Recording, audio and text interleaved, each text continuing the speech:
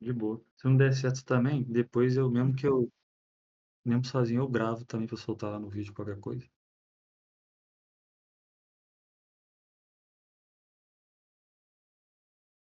Beleza.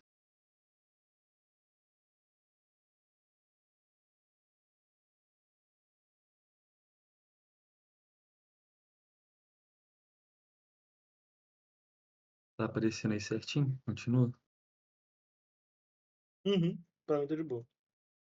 Tá, então voltando aí, gente.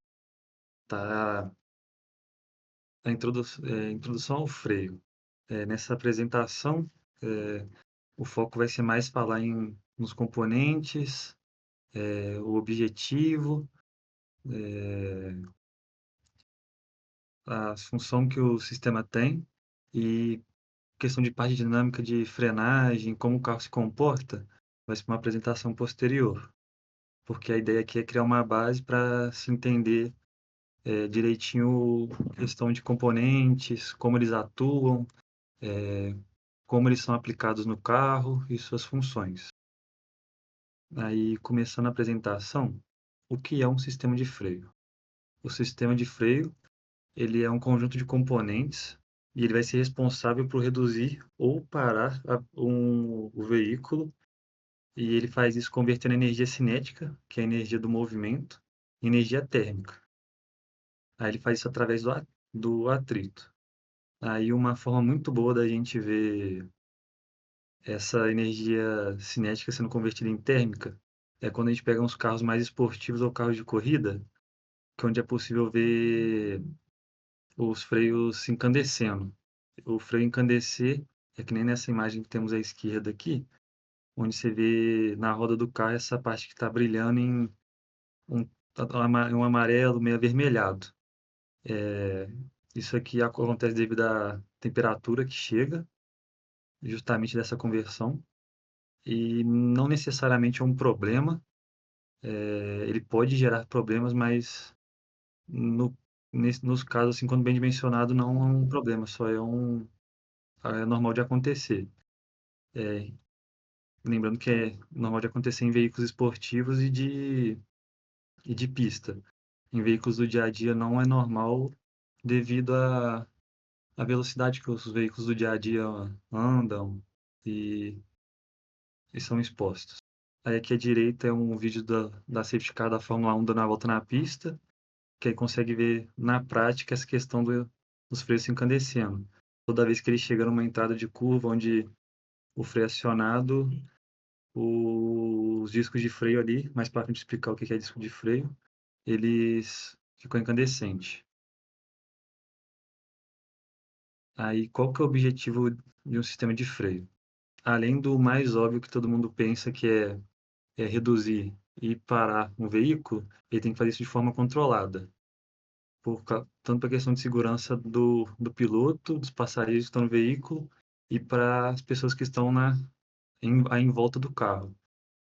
Aqui na direita tem um videozinho que ele mostra isso. Por exemplo, aqui é um exemplo de uma frenagem que ela não foi feita de forma controlada, ela não foi estável. Você vê que o carro ele vem freando lá de trás e do nada ele dá uma guinada para a direita. Ali, como é um ambiente fechado, não tem problema, não causa nada. Mas imagina numa estrada, numa rua onde tem pessoas atravessando, motos, isso pode ser a diferença de causar um acidente ou não. Então é muito importante que um freio ele seja dimensionado, ele seja projetado para fazer a frenagem de forma controlada. Fora que isso influencia no desempenho de um veículo em questões esportivas. Aí, falando um pouco mais tecnicamente sobre o freio, primeiramente eu falo sobre os tipos de freio. Aqui eu tô com 3 tipos e eles estão separados em questão de como a força é transmitida do piloto até as rodas para acontecer a frenagem. Então, os 3 tipos são o freio hidráulico, o freio mecânico e o freio pneumático. O princípio de funcionamento de cada um são quais?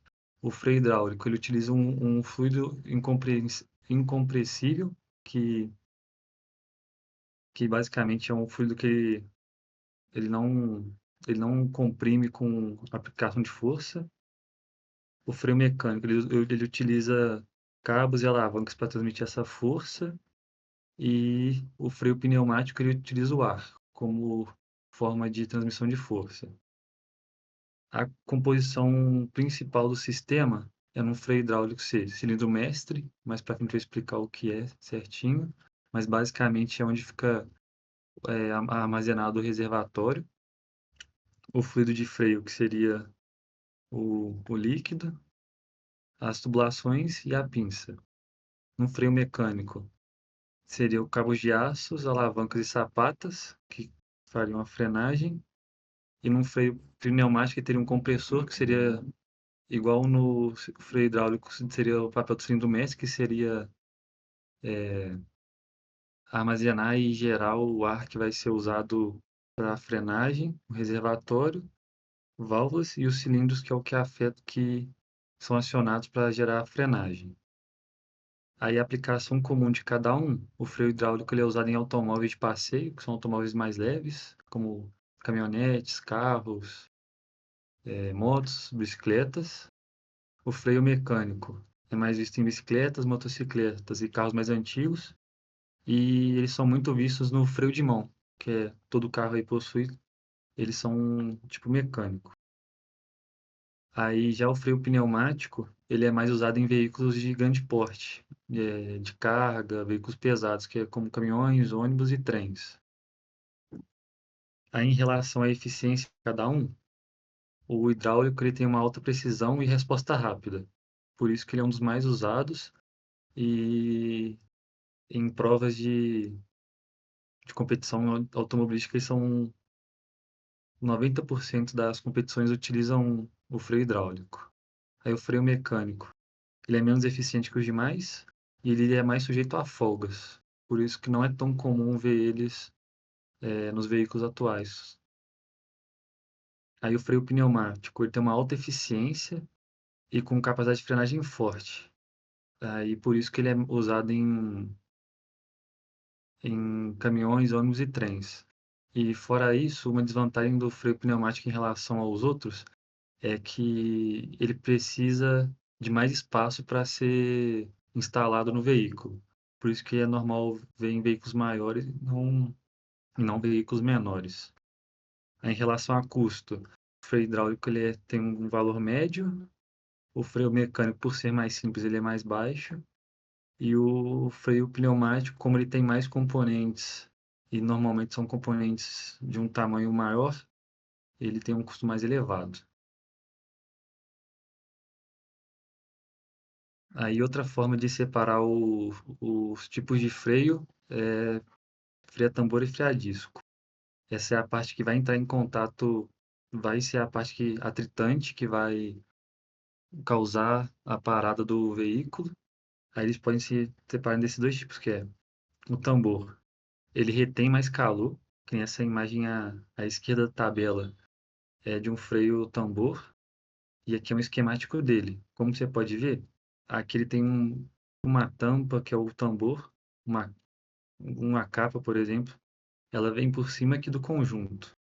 Aí, como ele é um sistema mais fechado, em questão de temperatura, ele dissipa, ele tem mais dificuldade de dissipar o calor.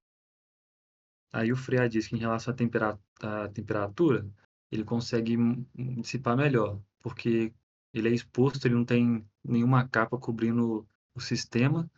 Aí, como ele está mais exposto ao ambiente, ele consegue uma ventilação melhor e, consequentemente, dissipar essa temperatura. Aí, desempenho em altas temperaturas. O freio a tambor ele tem uma maior perda de eficiência, enquanto o a disco consegue ficar mais estável. Por isso é mais comum nos veículos atuais, veículos de competição, você encontrar eles com freio a disco, e na frente, onde o o freio é mais requisitado por causa da transferência de carga. Numa próxima apresentação, quando for de dinâmica, eu vou explicar isso direitinho. Mas no momento de frenagem, a tendência é a carga do veículo ser transferida para o eixo dianteiro, e as rodas dianteiras terem que suportar mais carga. Então, como ele é mais eficiente, é normal você ver esses veículos do dia a dia assim mais baratos, eles serem freio a disco na dianteira e para baratear em relação a custo eles colocam freio a tambor na traseira, já que a demanda de força é menor. Aí, que nem eu comentei, custo de produção. O freio a tambor ele é mais barato, ele é mais simples, e o freio a disco é mais caro, comparando um com o outro, né? Manutenção. O tambor é mais difícil, porque você, justamente por causa dessa capa, de ter esse tambor em volta do sistema, você necessita de desmontar ele, ele não tá tão, podemos dizer, na cara do gol, né? Como o pessoal fala. Aí, justamente também pelo risco de freio já estar exposto e o sistema ser mais aberto, torna mais fácil a manutenção. Aí, sensibilidade a contaminações. O tambor ele tem uma sensibilidade maior do que o a disco.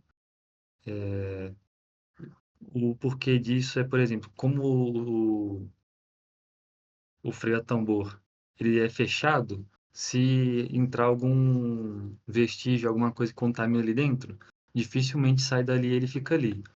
Já o freio a disco, como ele está exposto ao ambiente, às vezes com a própria rotação, ele consegue expelir essa contaminação que está no disco. Então, por isso que ele tem uma sensibilidade menor do que o freio a tambor. Aí, só para explicar mais ou menos o funcionamento, olhando essa imagem aqui à esquerda do freio a tambor, aqui é o tambor, que é a capa que vai na frente, e ele seria onde vai ser o material atritante, vai ser encostado para causar a frenagem. Aí o que vai ser encostado nesse tambor vai ser essa parte aqui onde eu estou com o cursor, chama sapata. Ele é pressionado contra o tambor, gerando o atrito e causando a frenagem. Aí essa sapata ela vem montada nesse disco aqui atrás, que é onde fica o acionamento que vai empurrar as sapatas contra o tambor.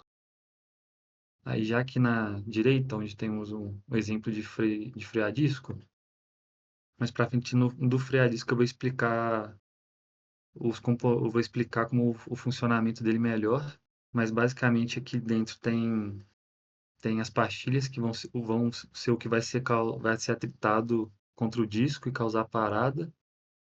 E aqui dentro da pinça tem um pistão que ele que vai gerar o movimento das pastilhas lá dentro para encostar no disco e causar frenagem. Aí e além disso, esse é o sistema que a gente usa no Baja, por isso que eu vou falar mais detalhadamente dele mais para frente. Aí aqui é um esquemático de um sistema de freio. Tipo assim, o sistema de freio ele pode ter várias formas de ter um sistema de freio montado. Esse aqui é um exemplo de sistema hidráulico, que é o que eu vou abordar aqui, porque é o sistema que a gente usa no Baja. E mesmo dentro de um sistema hidráulico, tem diferentes formas de montar ele. E esse aqui é o mais próximo, que é o atual do nosso CB05, que de como é que ele é. Aí, basicamente, o sistema hidráulico funcionando, ele é da seguinte forma. Aqui no pedal, o piloto aciona. Aí, no cilindro mestre, acontece essa conversão de força mecânica para força hidráulica, que vai transmitir a força. Aí, do cilindro mestre, ele vai ele vai ter as saídas, aí, por exemplo, uma saída para a linha dianteira. Aí essa força vai ser transmitida até as pinças e que vão entrar em atrito com o disco e causar parada. Aí vai ter uma outra linha saindo do cilindro mestre que vai para a traseira. Aqui nesse exemplo está freio a tambor, mas no nosso caso no Baja ele também utiliza freio a disco atrás, mas o princípio é o mesmo de a força vai sair aqui do cilindro mestre, vai passar pelas linhas do freio e vai chegar na pinça que vai causar o atrito das pastilhas contra o disco e causar a frenagem.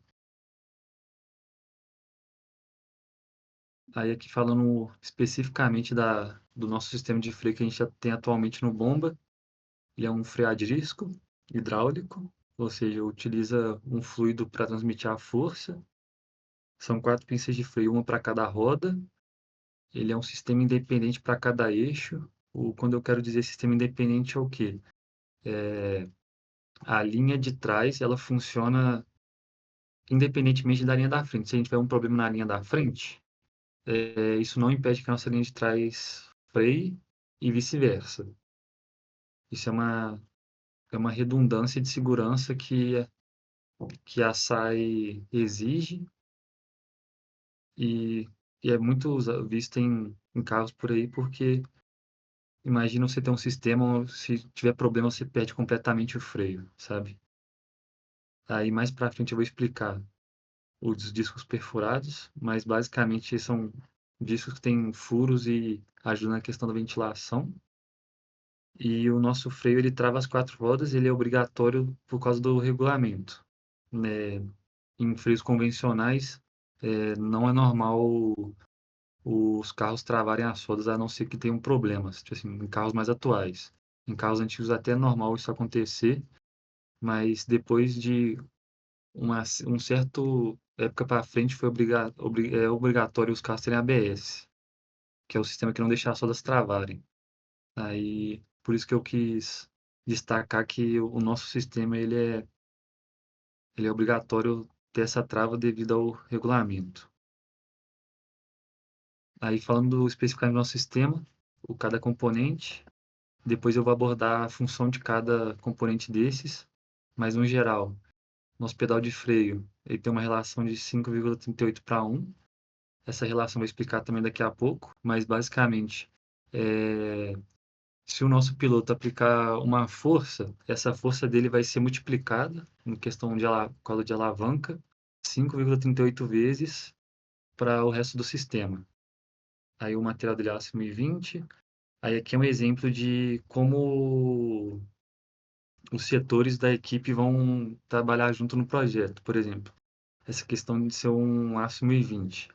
Aí a gente, vamos supor, junta com cálculo estrutural, o setor do freio, né? Junta com cálculo estrutural, passa essa relação, explica o que o freio necessita de como seja o pedal e junto trabalham para ver como vai ser, vamos supor, uma geometria, se vai ser necessário ter um alívio de peso, onde que vai ser esse alívio de peso, o material utilizado.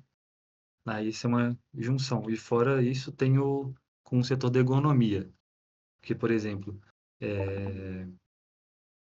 a forma como o pedal é fixado, a forma como o próprio pedal ele encaixa no pé do piloto, isso vai ser questão de ergonomia, que influencia a angulação do pé, em que ponto do pé o piloto vai pisar, isso tudo vai numa relação de conforto.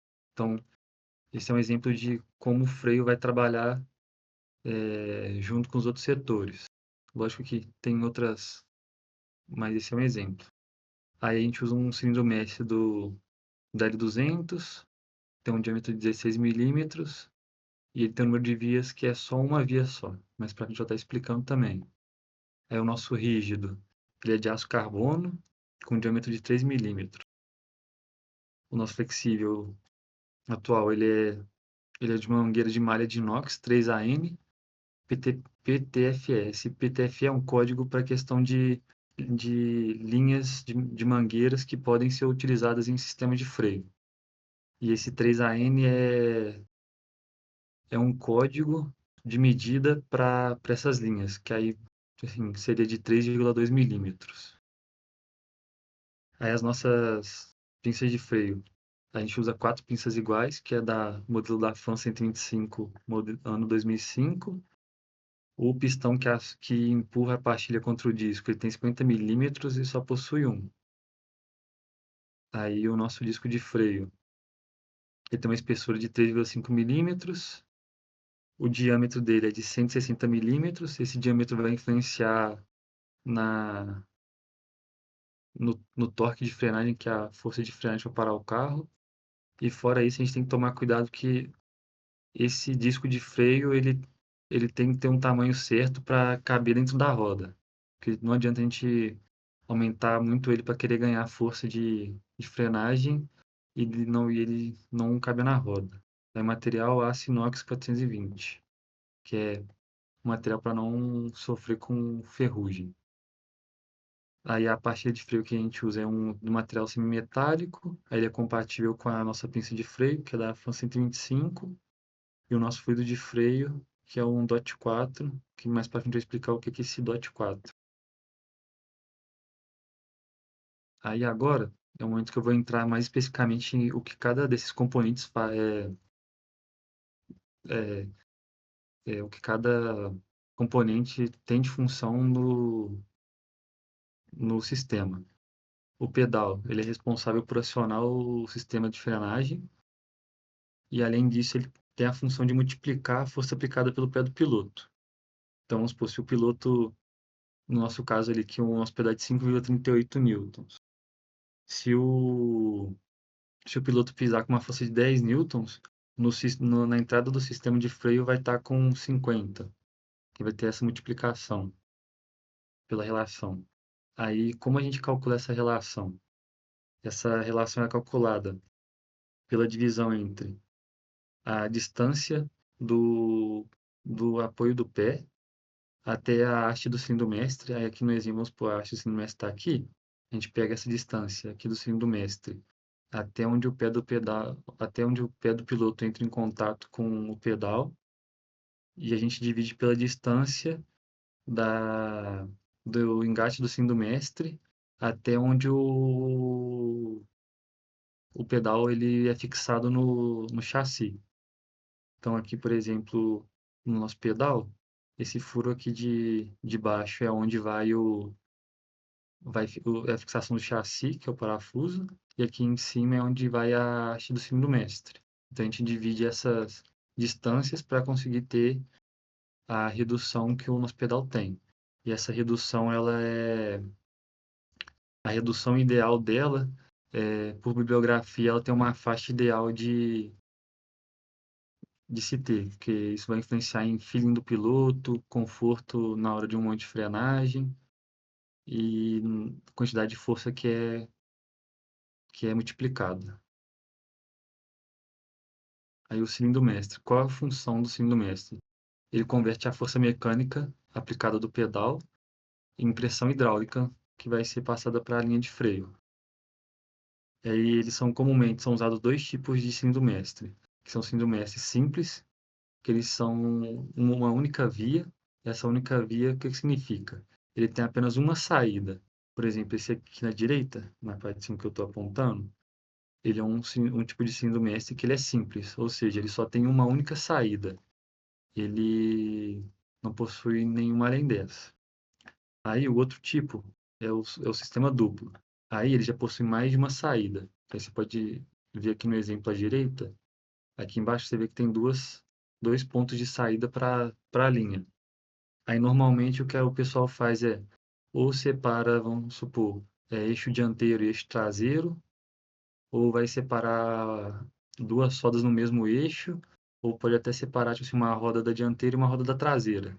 Aí normalmente eles ficam trocadas. Por exemplo, a roda da dianteira direita e a roda da dianteira esquerda, que são formas de você montar um sistema de freio, que nem eu falei, que tipo assim, usando os mesmos componentes você pode ter diferentes formas de montagem. Aí esse aqui, essa imagem aqui, esse esquemático, é um outro exemplo de cilindro duplo, que basicamente tem duas câmaras e são acionadas elas são acionadas juntas. Por exemplo, aqui da esquerda, onde eu estou com o cursor, ficaria o pedal.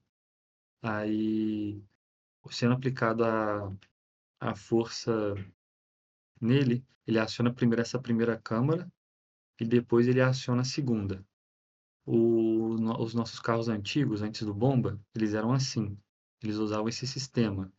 Só que sempre os juízes comentavam que seria interessante a gente passar para o sistema atual, que é ter dois cilindros simples, que seriam sistemas independentes, que nem eu falei, um do eixo dianteiro, um do eixo traseiro, em vez desse sistema, porque nesse sistema de cilindro mestre duplo, se a primeira câmara falha, porque essa primeira aqui, a segunda também para, dependendo do problema. Então você pode perder completamente o sistema de freio. E aí, já num sistema simples, que é totalmente independente, se o eixo dianteiro, por exemplo, falhar, a gente ainda está com o traseiro funcionando, e vice-versa. Se tiver uma falha na traseira, o freio dianteiro continua funcionando.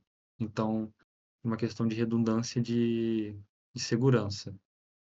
E, e por isso que foi assim, mudado dos carros anteriores para o bomba, que é o atual.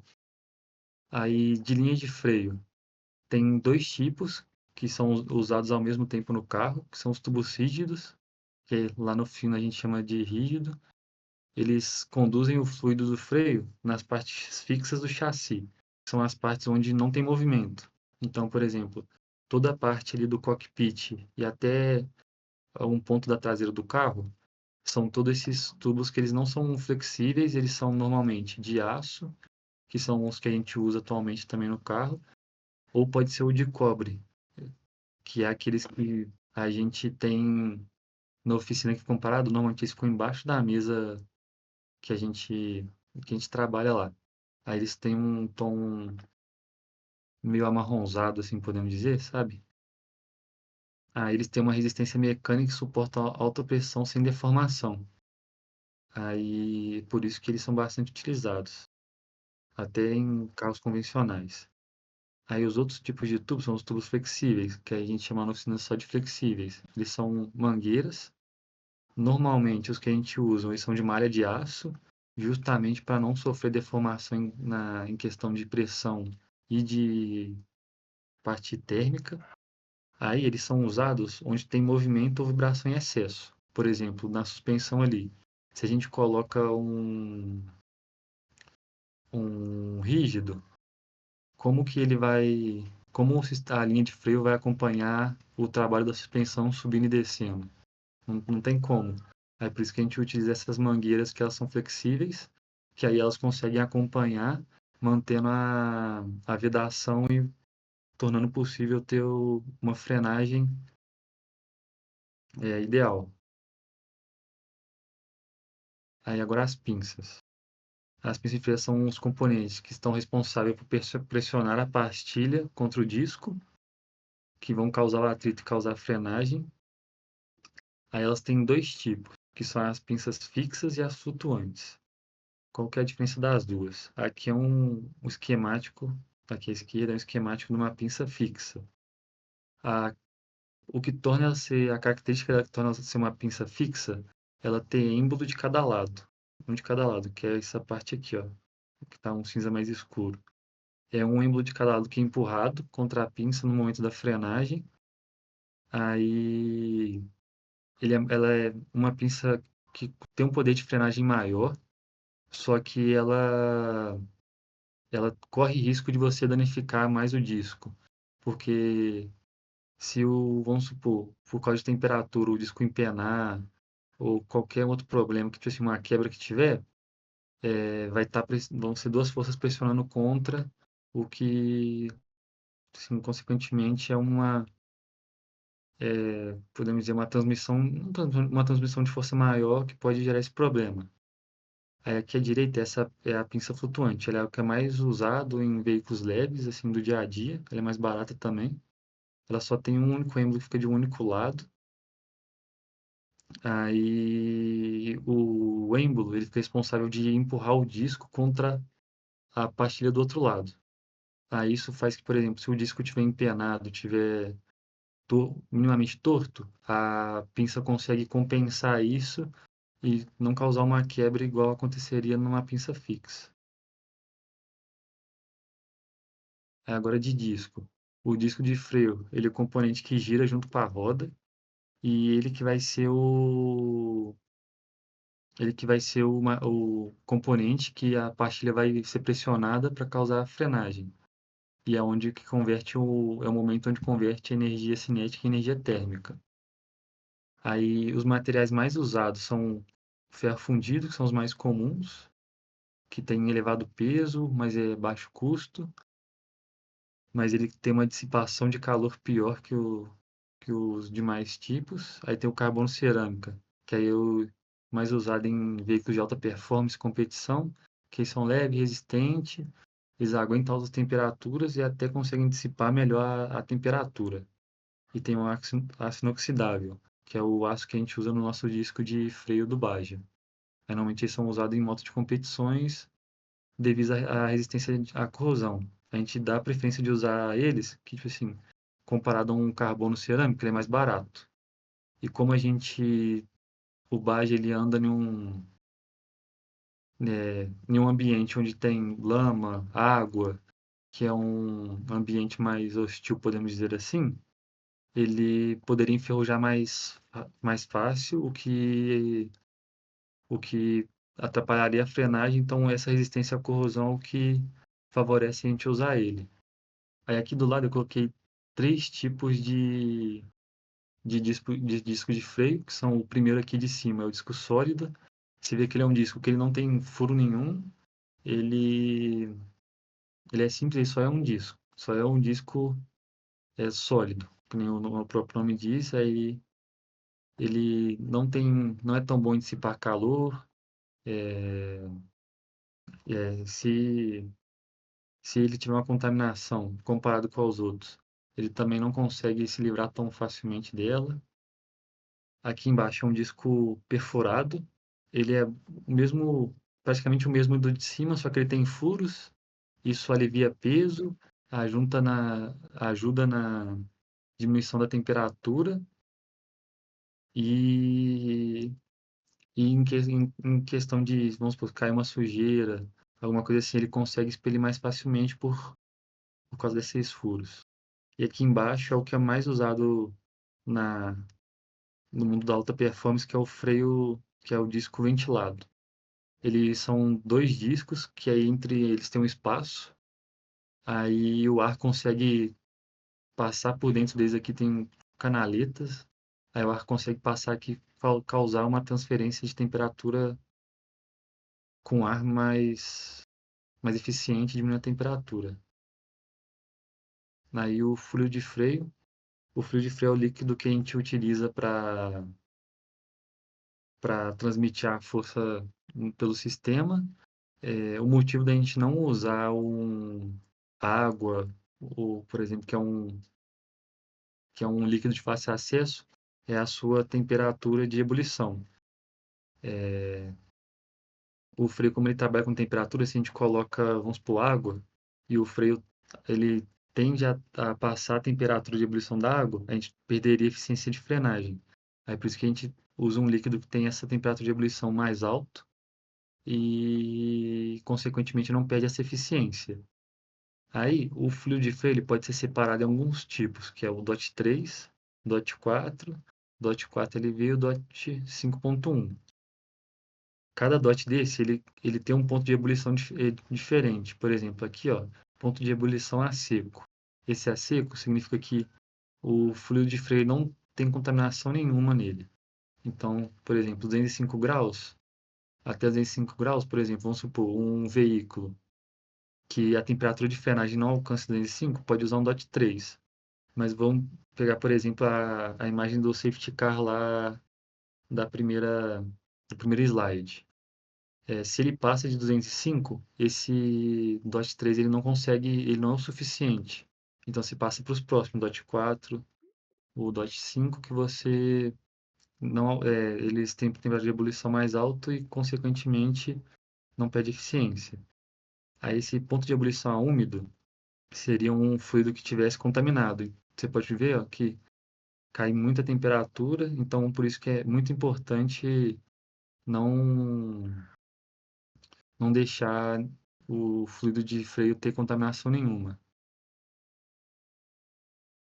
Aí, para terminar aqui a apresentação, o funcionamento básico de um freio hidráulico. Ele funciona basicamente com o princípio de Pascal, que é a pressão aplicada em um fluido incompressível, em um sistema fechado, a força é transmitida em todas as direções igualmente. Aí aqui basicamente essa é a fórmula que a gente utiliza no freio para, por exemplo, multiplicar a força de frenagem, que é a pressão.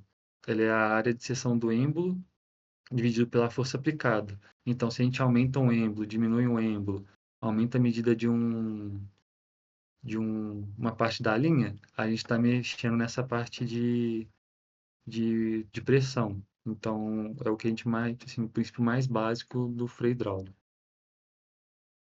Aí foi o que eu preparei para hoje aqui para apresentação, gente. Se tiver alguma dúvida, alguma pergunta? Excelente, Fernando. É, é bem explicativo, assim, para quem é bem leigo do freio. Só uma coisa também que você pode incluir, é, não entra exatamente na área do freio, mas está ligado, que é a luz de freio, que é o sistema obrigatório, né, das duas cebolinhas, mas eu posso apresentar na apresentação de letra. Não, beleza. Ô, Bernardo, eu queria perguntar sobre freio ABS. Como é que funciona isso? O freio ABS, vou, vou pegar uma, só procurar uma imagenzinha aqui para ver se consigo ficar mais fácil de te explicar.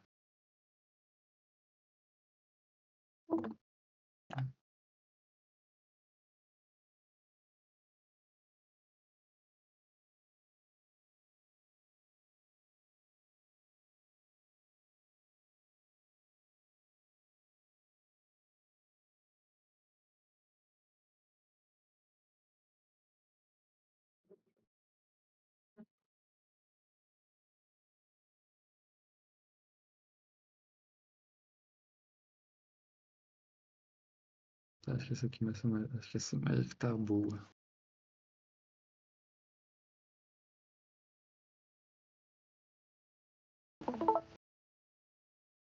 Tá, você consegue ver a imagem que eu tô compartilhando?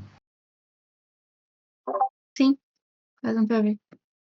O ABS, ele, a sigla significa Sistema de Frenagem Antitravamento.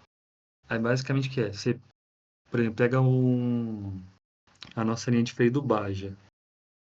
Aí você adiciona a ele você coloca sensor em todas as rodas, que é para pegar a velocidade de que a roda está girando, basicamente. Aí você tem uma centralzinha que fica meio que vigiando se a velocidade que a roda está girando. Aí vamos supor que foi lá o piloto freou.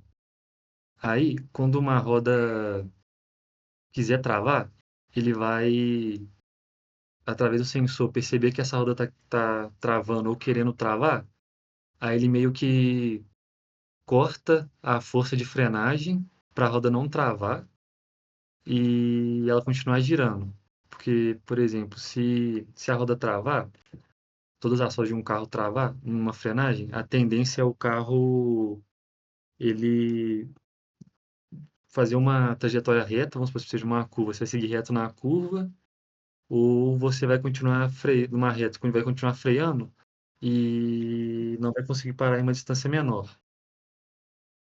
Então a ideia do freio ABS é que ele não trave as rodas para você conseguir ter uma distância de frenagem menor.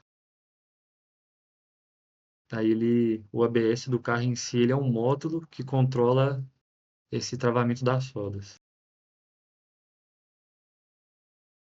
É, deu para entender? Deu sim, obrigado.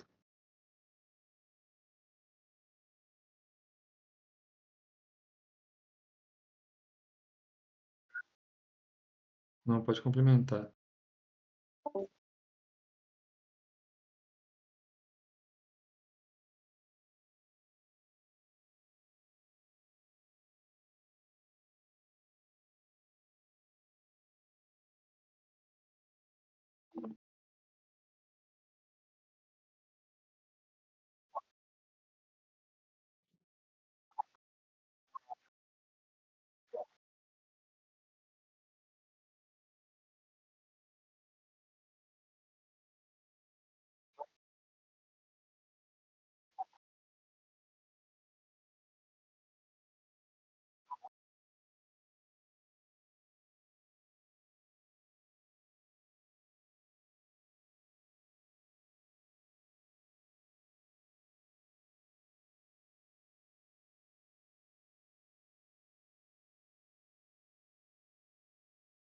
Exatamente o que você falou. Aí numa apresentação que for falar de dinâmica de frenagem na parte de dinâmica longitudinal, dá para entrar mais a fundo nessa parte e explicar direitinho.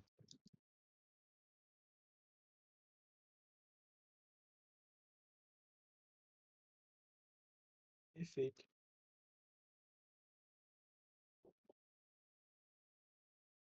Mais alguma dúvida, gente?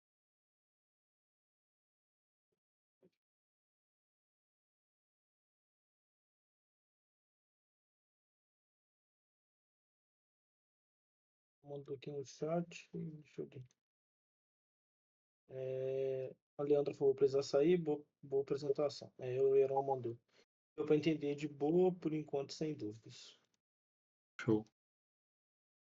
Qualquer dúvida que aparecer também depois, só me parar lá na oficina ou mandar mensagem que a gente conversa.